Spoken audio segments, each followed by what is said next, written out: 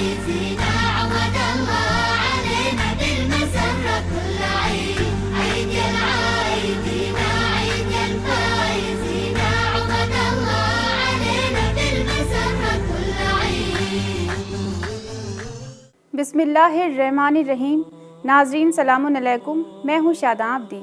پیش خدمت ہے عید الفطر کے سلسلے میں ہمارا اسپیشل پروگرام. ناظرین، سب سے پہلے آپ سبھی کو عید الفطر کی بہت بہت مبارکباد پیش کرتے ہیں. ناظرین، خوشیوں کو حاصل کرنا انسان کی فطرت ہے. انسان شروع سے ہی خوشیوں کی تلاش میں رہا ہے. کچھ خوشیاں ایسی ہوتی ہیں جو خاص لوگوں تک محدود اور مخصوص ہوتی ہیں، جس میں کچھ ہی لوگ شامل ہوتے ہیں، اور کچھ خوشی کے موقع ایسے ہوتے ہیں کہ جس میں کسی قوم کے لوگ سماجی طور پر شامل ہوں اور اسے مذہبی طور سے اپنا لیں تو وہ قوم کا ایک تہوار بن جاتا ہے. اسلام ایک نیچرل دین ہے جس میں ایسے موقع بھی آتے ہیں جو اہل اسلام کے لیے خوشی، روحانی سکون، مسرت اور یونٹی کی پہچان ہے. انہی میں سے ایک عظیم الشان موقع عید الفطر ہے. ناظرین، ہم آپ کو یہاں پر بتا دینا چاہتے ہیں کہ اگر کسی موقع پر بغیر کسی مقصد کے خوشیاں منائی جاتی ہیں یا غم منایا جاتا ہے تو اسے خوشی یا غم کا تہوار کہتے ہیں. لیکن اگر خوشی اور غم اپنے مالک کی خوشنودی کے لیے اور ان ویلیوز کو زندہ کرنے کے لیے جو انسانیت کی آبرو ہیں تو اسے پھر تہوار نہیں بلکہ عبادت کہا جاتا ہے. لہٰذا یہ عید کا دن ہمارے لیے تہوار کا دن نہیں بلکہ عبادت کا دن ہے. اس میں صرف خوش ہونا نہیں بلکہ اللہ کی رضا کے لیے خوش ہونا اور دوسروں کو بھی خوش کرنا ہے. اور یہ عید کا دن صرف ان لوگوں کے لیے عید کا دن ہے جو اللہ کے احکام پر عمل کرتے ہیں.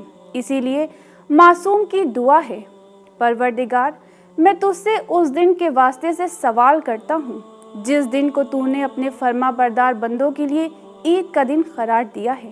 لفظ عید عربی ڈکشنری کا لفظ ہے جو آدا یعید و عودن سے بنا ہے، جس کے معنی لوٹنا، واپس پلٹنے کے ہیں، یعنی خوشی کا وہ دن جو بار بار آئے. اور فطر اس لیے کیونکہ اس روز جو گھر کا ذمہ دار شخص ہے اس پر واجب ہے کہ وہ اپنا اور گھر کے تمام چھوٹے بڑے لوگوں کی طرف سے فطرہ نکالے اور پھر اس فطرے کو محتاجوں اور مسکینوں میں دے تاکہ وہ بھی عید کی خوشیوں میں دوسروں کے ساتھ شریک ہو جائیں. اس طرح سے جو صاحب حیثیت لوگ ہیں وہ فطرہ ادا کر کے ان غریب لوگوں کی مدد کرتے ہیں جو کہ اچھے کپڑے اور عمدہ کھانے پکانے اور کھانے کے قابل نہیں ہیں. اسلامی کیلنڈر کے 10ویں مہینے کے مطابق شوال کی پہلی تاریخ کو عید کا دن قرار دیا گیا ہے.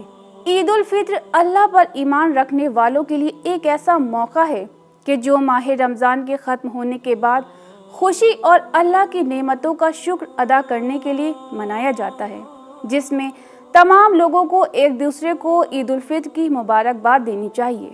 ماہ رمضان میں ملنے والی کامیابیوں کی اہمیت کو سمجھیں، خدا کی بارگاہ میں آ کر اپنا حساب کریں اور ماہ رمضان میں جو اچھائیاں اپنائی ہیں اسے باقی رکھیں.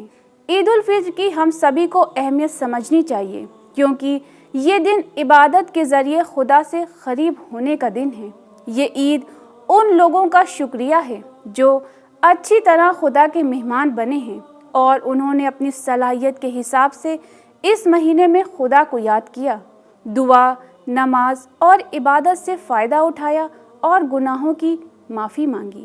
ناظرین، ہمیں اس خوشی کو مناتے ہوئے اس بات کا خیال رکھنا چاہیے کہ ہماری خوشیوں سے کسی کو تکلیف نہ پہنچے اور ہم اپنی خوشی میں غریب لوگوں کو بھی شامل کریں تاکہ وہ بھی ان خوشیوں سے محروم نہ رہ سکیں.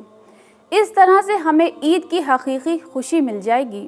آج کے دن ہمیں اپنے پڑوسی اور رشتہ داروں کا خیال رکھنا چاہیے جن کی حیثیت زیادہ اچھی نہ ہو تاکہ آپ کے ذریعے وہ بھی عید اچھی طرح سے منا سکیں. روزے داروں کے لیے عید کا دن اللہ سے اپنی عبادت کو قبول کرانے کا دن ہے.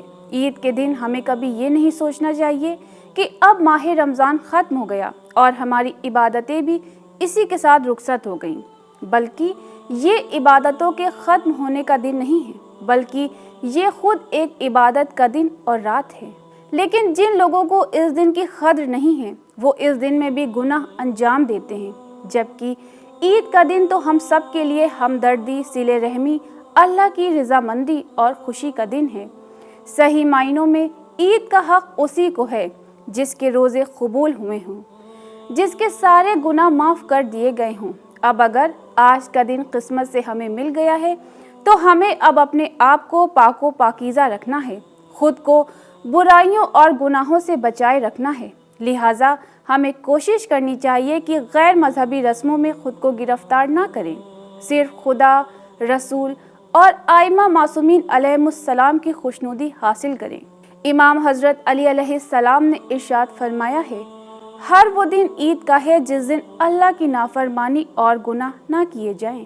آپ نے یہ بھی ارشاد فرمایا ہے، عید صرف اس کے لیے ہے جس کے روزوں کو اللہ نے قبول کر لیا ہو اور اس کی نماز کو قدر کی نگاہ سے دیکھا ہو۔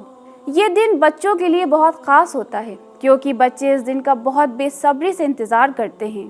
عید کے دن بچوں کو اپنے بزرگوں سے عیدی ملتی ہے اور گفٹس وغیرہ بھی دیے جاتے ہیں، لیکن خیال رکھیں اس بات کا کہ اسراف سے کام نہیں لینا چاہیے، یعنی تہواروں میں آپ جو خرچ کریں اس کی ایک حد ہونی چاہیے۔ قرآن مجید کے سورہ اعراف کی آیت 31 میں پروردگار عالم ارشاد فرماتا ہے، اور کھاؤ اور پیو اور فضول خرچی نہ کرو، یقیناً خدا فضول خرچی کرنے والوں کو دوست نہیں رکھتا۔ اسی طرح سورہ بنی اسرائیل کی آیت 27 میں اللہ ارشاد فرماتا ہے، خبردار فضول خرچی مت کیا کرو کیونکہ فضول خرچی کرنے والے یقیناً شیطانوں کے بھائی ہیں۔ یعنی ہم فضول خرچی نہ کیا کریں، اس سے بہتر یہ ہے کہ آپ ان پیسوں سے ان غریب بچوں کے لیے کپڑے بنوا دیجیے اور کھانے کا سامان لا کر دیں جن کے پاس آج کے دن نئے کپڑے اور کھانے کے لیے کچھ نہ ہو، کیونکہ اپنے بچوں کے لیے تو آپ نے تیاری کر ہی لی ہے۔ ضرورت ہے اب کچھ ایسا کام کیا جائے کہ جس سے کسی دوسرے کو خوشی حاصل ہو سکے اور ان کا پیٹ بھر سکے۔ عید الفطر کا عظیم اور بابرکت دن ہمیں بھائی چارے کا پیغام دیتا ہے۔ اس دن ہم سبھی کو اپنے رشتہ داروں کے گھر جانا چاہیے، تحفے اور عیدی بچوں کو دینا چاہیے، اور جب ہم ایسے موقع پر ایک دوسرے سے ملاقات کرتے ہیں تو اس سے آپسی محبت بڑھتی ہے اور ایک دوسرے کی خیریت بھی معلوم ہوتی ہے۔ عید سے ہمیں یہی پیغام ملتا ہے کہ ہم اپنے اوپر کم اور زیادہ سے زیادہ رشتہ داروں اور غریب بے سہارا لوگوں کے اوپر خرچ کریں۔ اس دن مردوں کو نماز عیدگاہ جا کر پڑھنی چاہیے، اور جب نماز کے لیے تیار ہونے لگیں تو اپنے کپڑوں پر خوشبو ضرور لگائیں۔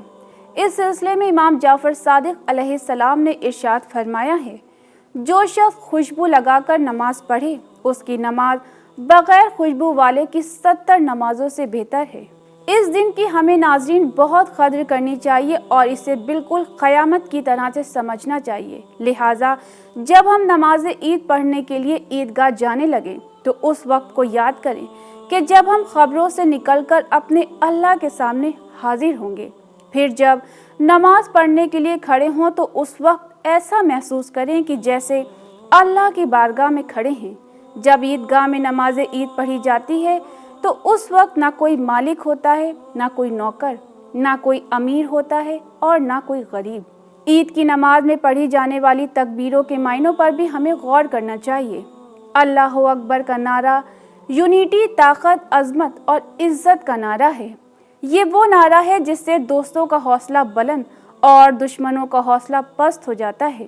عید کی نماز اور تکبیریں دلوں میں محبت کے پھول کو کھلانے کا کام کرتی ہیں۔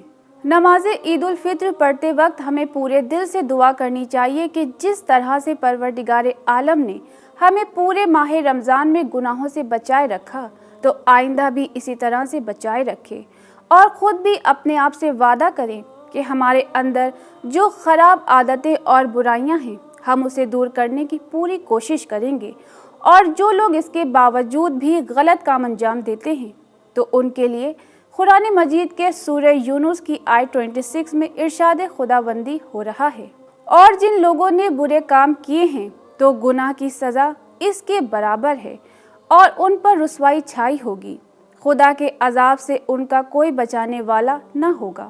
ناظرین، جو لوگ اچھے کام کرتے ہیں اور جو لوگ برے کام انجام دیتے ہیں तो ये लोग बराबर नहीं हो सकते। मिसाल के तौर पर एक अंधा और आँख वाला कभी बराबर नहीं हो सकता। अंधेरा और रोशनी बराबर नहीं हो सकती। इसी बात की तरह कुरान मजीद के सूरह फुस्सिलत की आयत 41 में इरशाद खुदावंदी हो रहा है, भलाई और बुराई बराबर नहीं हो सकती। इसी सिलसिले में इमाम हजरत अली अलैहिस्सलाम ने इरशाद फरमाया है, आदतों को तर्क करके उनको अच्छी इताअतों की तरफ ले जाओ, उनसे अच्छे अच्छे काम अंजाम दिलाओ और इन्हें गुनाहों से पाक साफ रखो। नाजरीन, जब हम लोग नमाज ईद उल फित्र पढ़कर अपने अपने घरों को वापस लौटते हैं तो उस वक्त उम्दा खाने खाते हैं। आइए आपको इसी से मुतालिक रिवायत बताते हैं ताकि हमें ये मालूम हो सके कि आज के दिन हमारे मासूमीन अलैहिमुस्सलाम किस तरह का खाना नोश फरमाते थे। रिवायत में मिलता है कि एक शख्स ईद के दिन इमाम हजरत अली अलैहिस्सलाम की खिदमत में हाजिर हुआ। उस वक्त इमाम गेहूं की बनी हुई सूखी रोटी खा रहे थे। उस शख्स ने जब ऐसा देखा तो अर्ज किया, या अमीरुल मोमिनीन, ईद का दिन और ये खाना? इमाम ने उस शख्स से फरमाया, ईद तो उसकी है जिसके गुनाह माफ़ हो जाएं। नाजरीन, यहाँ पर हमें सोचना चाहिए कि इमाम हमें अपने जुमले से क्या दर्ज देना चाह रहे हैं।